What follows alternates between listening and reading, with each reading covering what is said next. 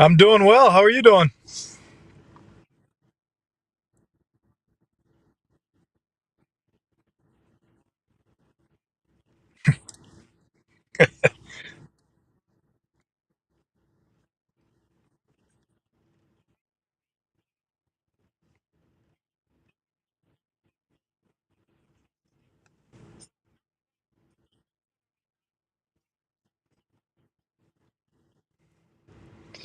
I'm more of a local flavor kind of guy, so I was drinking a lot of Kona Big Waves out there.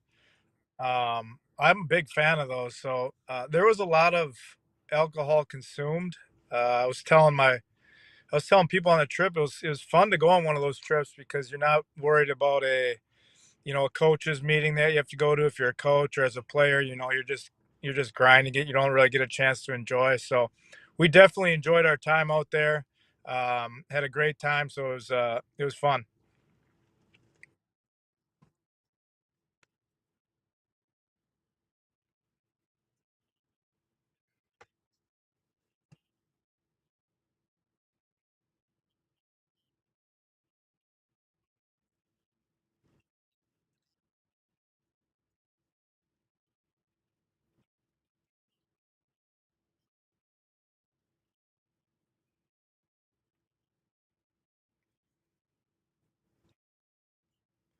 Yeah, I mean, I've always, I mean, to be honest, been really high on this Marquette team. I mean, that's not anything earth shattering. Uh, but being there in person, you kind of see the game a little differently, and to play against the competition that they played out there was phenomenal, and they could have easily, the first game could have gone either way. Sean Jones, it's a big three, and then you're facing Chaminade in the second round, and then most likely it probably would have been Gonzaga in the third round. So it's a whole different tournament. But you win the first game, and then you play Kansas, who I was not really impressed with. I thought they were a little soft. And Marquette, I thought, for not even playing really well, completely dominated that game. And then the Purdue game, who I think is right now, it's a long season, is the best team in the country. But Marquette was teetering on the verge of just getting, blown out. And you know, with how experienced they are, I think they always believe they're going to win, and they have a certain swagger about them that they know they're not going to get blown out. And with the talent they have and the chemistry, they fought back and ultimately lost a close game. But I think I'm more excited about the Marquette team now than I was before the season, and I was awfully excited then.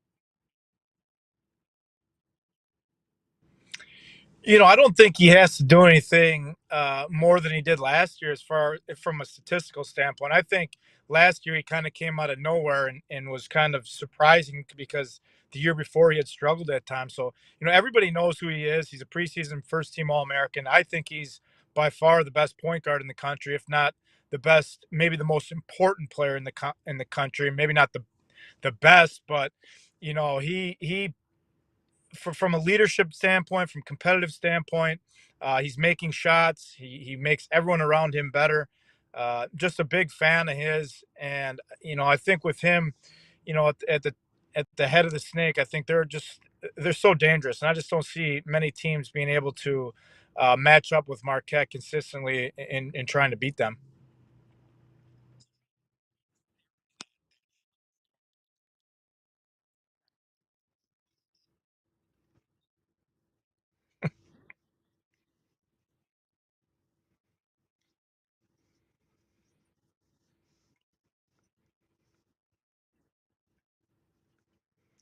Yeah, I mean, it looks like Shaka wants to, put on a uniform and get out there and lock somebody up. Uh, I think Shaka's, and I've said this publicly, I think he's the perfect guy for Marquette. He might not have been the perfect guy for Texas. Doesn't mean he can't coach at a school like that, but I just think his personality fits Milwaukee. He's obviously from the state, and he's brought life back into this program that hasn't been seen in a few years or several years. So, perfect guy for the job. done an incredible job with the turnaround so quickly, and obviously his staff does a good job. And the players are, for a couple years ago, these guys are so talented. I mean, I really think they have 4 or 5 NBA players on that roster, and he's just gets them to buy into to togetherness, to camaraderie, and they all, if when you watch them, it's just a fun team to watch play. They all know what their roles are, and they try to execute them to the best of their abilities.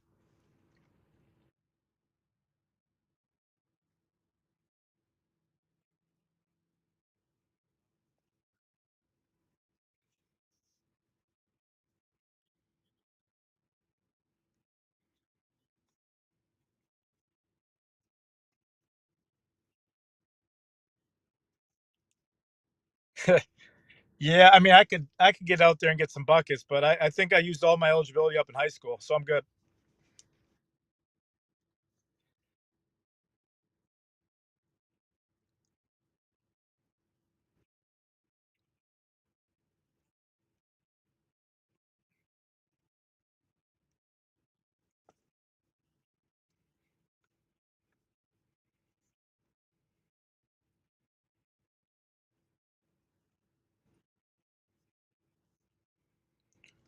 I just it's great because it just puts the spotlight, especially this year and years past when Wisconsin had highly ranked teams.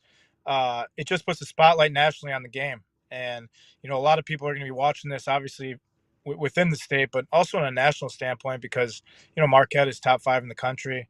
Wisconsin is a team that I think at the end of the year will be a top 20, 25 team. So, but when it comes down to the matchup, you can throw the rankings out the door. I mean, it doesn't matter if Marquette's top 5 or Wisconsin's top 5. I remember we had a team at Marquette when I was on staff, and that was the years when Wisconsin was going to Final Fours in 15. I think it was 2015, and our Marquette team wasn't very good at all. And they came to the Bradley Center, and it was an ugly game, but it was close. And it's just when you get these interstate games and you got guys from the state, and Wisconsin obviously has more guys from Wisconsin, I think, than Marquette, but it means a lot. For me personally, coming from Fond du Lac and playing against Wisconsin, a team that a school that recruited me, it was a little extra motivation for me. And I'd never shied away from that. I wanted to beat Wisconsin every time we played them, and fortunately got 2 of them. But it's going to be a great game. Both programs are high level. Obviously, this year I think Marquette has a chance to win a national championship.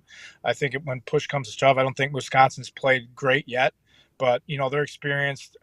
They provide a lot of mismatches. So I think Wisconsin, like I said, at the end of the day, will be a top 3 or 4 team in the Big Ten. I'm with you on that. I think experience is so big in college hoops, and obviously both of these teams have that. I think that's what makes this year's matchup so intriguing. So the world wants to know: will we have a Travis Diener appearance at the Kohl Center tomorrow? I am not going. I got the opportunity to go to Hawaii, but my daughters have some basketball games during the day tomorrow, and I'm going to be a father first. I'll be tuning in. I'm hopefully Marquette doesn't need any extra motivation when they're going there, but it should be a great game. The Kohl Center always has such a great environment. Um, you know, I've never been as a player been there to win a game. I lost 2 games there in college, and I lost one in high school. So there's some bad memories in that dump. And that dump, he says, you're the best, dude. You're calling Kansas soft, the Bill Self-coach team soft, and now he's calling the Kohl Center. You're the best, dude. So you mentioned your daughters played hoops. Are you coaching, or do you take a back seat? Like, how do you handle that? I coach them more in the spring and summer. In the winter, they are coached by other people. I can be a little intense. I believe that. My daughters are still relatively young. They enjoy the sport. I don't think they love it yet, but it comes full circle. As a father, they don't have any care about what I've accomplished in basketball or anything else. So what I say just goes out the door anyway. So they look at me like I got 3 eyes when I'm telling them to play harder. But it's a joy to watch them play and compete and watch little. For me, I watch a lot of girls' youth basketball only because my kids are involved in it. So it's fun to see how pure the game is at such a young age and how much joy these young athletes play with. That's awesome. I love to hear that, and that's so cool. Like the next chapter for you. Will you ever put a basketball tournament jersey back on, Travis, or are we done with that? Are we for sure done with that? Can I talk you back into doing the basketball tournament again? No, we just didn't have a team this year. I saw that. I'm not saying I'm done. I love it. Like you said before, I love basketball. I love competing more than anything. I think it's always a challenge, especially when you get up there in age as I am. But the fuel to play, the fuel to compete in anything will never go away. So if there's an opportunity, and it obviously comes down to how I'm feeling, and I don't stay in great shape because I've other things going on. I'm not a basketball player anymore, but I love to compete. I love to put the jersey on. I love the camaraderie of basketball, being in the locker room. That will never go away, and I don't want it to. I love that. But don't call yourself old, Travis. You're only 2 years older than LeBron James, and you were the LeBron James of Fond du Lac, right? Like that's what they call you, I think. I've never been associated with LeBron James from an aspect of basketball. But You yeah, sure what about he's that? doing is pretty You guys have incredible. pretty similar games. What are you talking about? Yeah, I'm usually the best I'm usually the best athlete in the world. Yeah, yeah. I'm 6'8", I'm a 6'8", chiseled, 250. Can still dunk from the free throw line. Yep, that's very close. I'm glad we're on the same page. That's good. That's good. The Fondy LeBron James, Travis Diener. I've heard that all the time. Every time I drive through Fondy, it says home of Travis Diener on the signs. Yeah. You're the best, dude. Last couple things for you. I mean, how do you, because the physicality of Wisconsin versus like the athleticism of Marquette, I think it could be a matchup nightmare for Wisconsin, but they're always so good defensively. You referenced that game, and I think 2014, the final was like 49-38. I don't think we'll have that tomorrow, but these teams are very different, but also kind of similar. How do you envision this one playing out? Yeah, I mean, both teams obviously are very experienced. I think Wisconsin plays through Wall a lot, which could be a problem for Marquette. Wall provides just a hard matchup because he's a four-man that plays his back to the basket, but he can step out a little bit. He can put the ball on the floor. He can pass. Crawl's obviously a big guy that can step out and shoot threes, and so they have size. And one thing that can hurt Marquette is size. I mean, no one's as tall or as physical as Zach Edey, but those are the types of teams that play physical, that can get into Marquette a little bit defensively, can provide a challenge. I think what Marquette can do, though, more so from the bench, is Sean Jones and Chase Ross can change the dimension of a game with their defensive pressure. And you saw that in Hawaii a lot. Those guys are animals on the ball. So, Marquette wants to play fast, wants to, get up and down. I know Wisconsin's talked about playing a little faster this year, but I think at the end of the day, they don't want to get in a 94-foot game with Marquette. Marquette's going to get good shots. They haven't shot well yet this year. I think they'll, as they keep getting good shots, they have shooters that can make shots.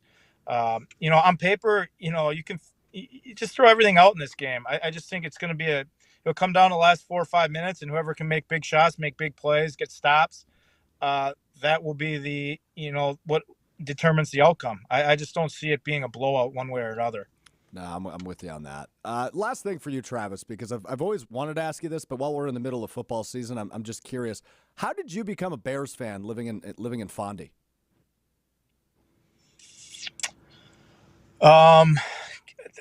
My parents tell me it was when I was 3 years old at the time. That's the only time the Bears were ever good. It was '85 Bears. Yeah. And that the Super Bowl Shuffle was, always on the TV, and I just got mesmerized by it and became a Bears fan. I wish I could go back and change because it hasn't been fun for me. No. The Packers have had a pretty long stretch of dominance, throughout the NFL throughout my lifetime, essentially. So being a Bears fan isn't fun, but you know what it does? I have such low expectations, and Packer fans have such high expectations that usually they're more upset at the end of the season than I am. So it's a pathetic way to live for me, but I find a little solace in that. That's good. That's good. Mental health is important, and you're finding ways to make it positive for yourself. Well, I like yeah, that. mental health isn't good when you're watching the Bears play usually. Well, yeah. Hey, a win on Monday night though, we'll take it. As sloppy as it Oh, was. that was a textbook NFL football game. It was so pretty. Yeah, it's exactly how you draw it up. It was kind of reminiscent of that Badgers Marquette game in 2014, right? Like 49-38. Yeah, it wasn't pretty by any means, but a win is a win. A win is a win. Is Justin Fields the guy? Yes or no? I have not given up on him yet. Okay. I have not given up on him. I will take it. I will take it. Travis Diener, Marquette legend. Looking forward to tomorrow's game. Always great catching up with you, dude. Appreciate you taking the time. Hey, no problem. Take care. You too, Travis. Thanks. That's Travis Diener, Marquette legend, obviously part of that Final Four team back in 2003. Keeps in touch with Marquette, obviously giving us some great insight on that. Was out in Honolulu watching them in the Maui. That's an awesome trip, by the way. Very jealous of him on that one. But, dude, he is just, like I said before we had him on, he is authentically Travis Diener. He called Kansas soft. He called a Bill Self-coached team that is still a top 5 team in the country soft. It's amazing. And then he called the Kohl Center a dump because he just doesn't have good memories there. Love it. Love it. Big thanks to him for kicking it with us for a few minutes. I didn't ask him where he was driving to or if he was parked or what he was doing, but appreciate him sitting in the car and hanging out with us for a couple of minutes. Marquette, Wisconsin tomorrow. Boy, am I excited for that one. Boy, am I excited. Now, Hunter, before we get to our last break and get to what Strouf learned, you are wearing your Marquette shirt today. Heck yeah. You are a Marquette fan. Yep. Travis just gave us a lot of really good insight, better than either you or I could. Yes. What is your takeaway from that conversation? Do you feel better or worse about Marquette's chances tomorrow? I'm feeling better, but I keep saying it. This is the type of game that Marquette would lose. Yeah. Like it's just always a weird game, and unless Stevie Mitchell can figure out a way to get his shot back that he hasn't had. He hasn't. Then I think this is going to be tough. I think Tyler Wall is just going to go off, and I hated seeing – first thing I see this morning on Facebook was that Connor Essegian's back is healthy. Yeah. So he may be playing a lot more than he's played in any games this year, and he's going to go off for 40 because that's just what would happen. I don't think he'll have the playing time to go off for 40. He's going to shock the world. He's going to get a hot hand, and guards going to be like, I got to leave him out there. Yeah. He's 5 for 5 from 3. What am I supposed to do? That's fair. That's fair. All right, Ryan Wollersheim also back there wearing his Wisconsin sweater. So I want to ask Ryan, if you could pull up to the mic quick, are you feeling better or worse? I can't hear what you just asked me. I don't have headphones on.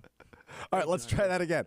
Wear Hunter's headphones. How warm are they, first off? Incredibly. Like more warm than you would make headphones, do you think? Like I'm literally wearing like a sweater hat. Yes. Well, you are wearing your Wisconsin sweater. I asked you, after listening to Travis there, do you feel better or worse about Wisconsin's chances tomorrow? Oh, they're going to lose. Nah. You're definitive in that. I think Wisconsin's a very solid middling team. I think there'll be, I don't know, a 12 seed when we get around really? NCAA tournament time. Yeah. No faith? I mean, I have faith that they'll be a decent team. What does that mean, no faith? They're a top 7 seed. Top 7 seed? Travis Diener said they're going to take top 4 in the Big Ten. I don't know. It just feels like there's still too many new pieces, and I just don't feel like they have. Tyler Wall is solid, but he's not a go-to bucket getter down low. I just don't trust the consistency when it comes to the scoring in the paint. I mean, you really need that in college basketball, right? I mean, that's what you can make your bread and butter off of. I mean, college basketball shooters, way too inconsistent. And I feel like they have too many shooters to be consistent. Okay. All right. Fair enough. There's your insight from a Wisconsin alum and a Marquette fan.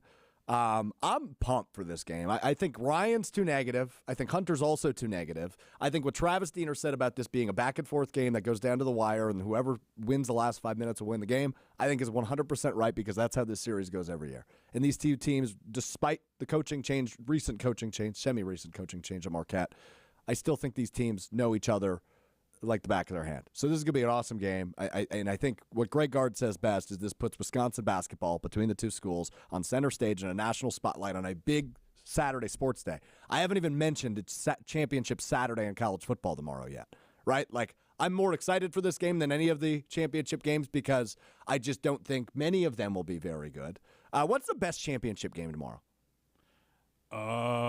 SEC, probably. Yeah, I would guess. Obviously, the Big Ten game gives me no juice.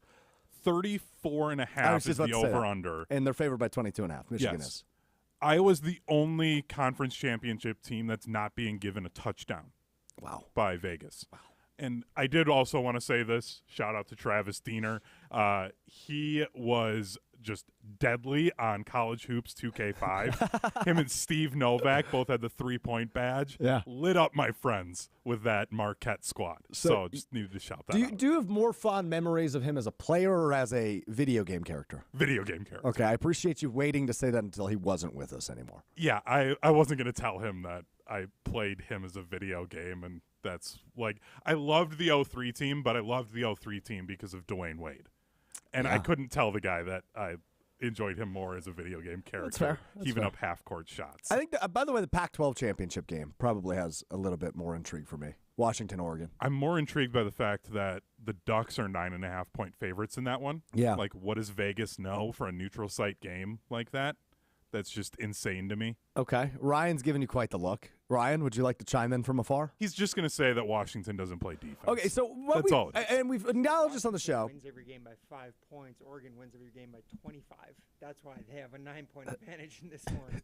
I know they lost them earlier in the season, but that was in Washington. I'll just take a back seat here. Go ahead, fellas. Recently, Oregon is the better team. But it's a conference championship game. Like 9.5 points for those two teams is just insane to me. Important context. I think it's ridiculous. Important context for those of you that maybe have not listened to the program when I have Ryan on. Turn your mic off so you can hear me, please. Important context for when Ryan has been on the show, and maybe you haven't heard those episodes. And obviously, you probably don't work at the Good Karma Brands ESPN Madison office. No two people that we work with bicker at each other more than Hunter Vaughn and Ryan Wollersheim. So I think it's beautiful that ahead of a Marquette, Wisconsin game back there, those two are wearing Marquette and Wisconsin gear, and now they're arguing about college football, which they argue about a lot in the office. So this is just beautiful. That's why I took a back seat there. All right. Anyway, let's take one final break. I've got 2 weekend shows to plug for you that I will be a part of. No days off. Mr. Do-It-All over here. And then we will do What Strouf Learned. One of the goofier ones. Also have a story to tell you from Wednesday's edition of What Strouf Learned as we roll on. It is Mr. Relevant. I'm Alex Strouf.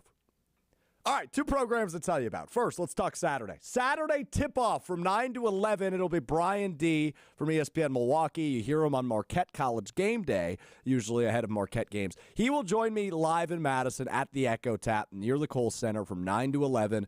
We're going to have a jam-packed show, dude. Ben Brust is going to join us at 9:30. Before he gets too hammered and attends the game, he's going to jump on with us for 15 minutes talking a little bit of Badgers hoops for this year. 10:30, ESPN college basketball analyst Myron Metcalf, who is a Milwaukee native, will join us. I love Myron Metcalf's work. I've never talked to him a day in my life, so I'm really, really excited for that conversation. I love Myron's work. I think he is such a brilliant college basketball mind, and being from Milwaukee, dude, he knows this rivalry. So I'm super excited about that conversation. And Brian is a Marquette alum. I cover the Badgers for ESPN Madison. We're going to go back and forth for 2 hours at the Echo Tap. Awesome atmosphere. So super excited for that one. You can catch that on 94.5 ESPN Milwaukee as well as 100.5 ESPN Madison. Sunday, 4 o'clock p.m. Sunday afternoon, we will be live for Green Bay game day. Just outside of Lambeau Field, out in the elements. It's supposed to snow a little bit. We'll be out in the elements. Join me, Tori Lowe, Kyle Wallace, Taylor Swift, Jason Wilde, and Rob Demovsky. Only one of those will not join us. I'll let you decide who that is. As we get ready for Packers Chiefs, we'll be with you 3.5 hours leading up to kickoff. All the information, the injury updates, etc. Looking really forward to that show as well. Going to be awesome vibes in Green Bay on Sunday. I am intrigued, though, to see what the colors are, right? It seems like road teams have been a lot of the ticket holders in recent weeks because the Packers, since they've been home the last time, were kind of on that slump, right? And then they got back on track with that win over the Chargers the last home game, and there was a lot of Chargers fans there. And I didn't know the Chargers had a lot of fans. So I'm intrigued to see how the Chiefs travel on Sunday. So there you go. Saturday tip-off, 9 to 11 a.m. tomorrow on 94.5 ESPN Milwaukee, 100.5 ESPN Madison. Sunday from 4 to kickoff, it's Green Bay game day, beginning at 4 o'clock on 620 WTMJ, and then those other 2 stations, 94.5 ESPN Milwaukee, 100.5 ESPN Madison. Join us. Saturday tip-off, Green Bay game day, coming up this weekend. Weekend programming for Mr. Do-It-All.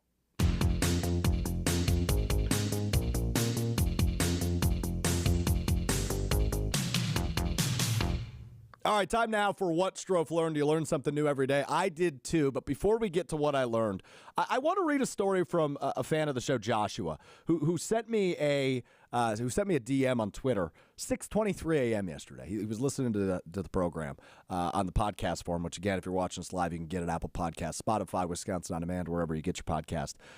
So I told the story Wednesday about how I was behind a production truck in a parking garage, and they kept smoking the top of their truck, and they didn't fit. They ignored the clearance sign.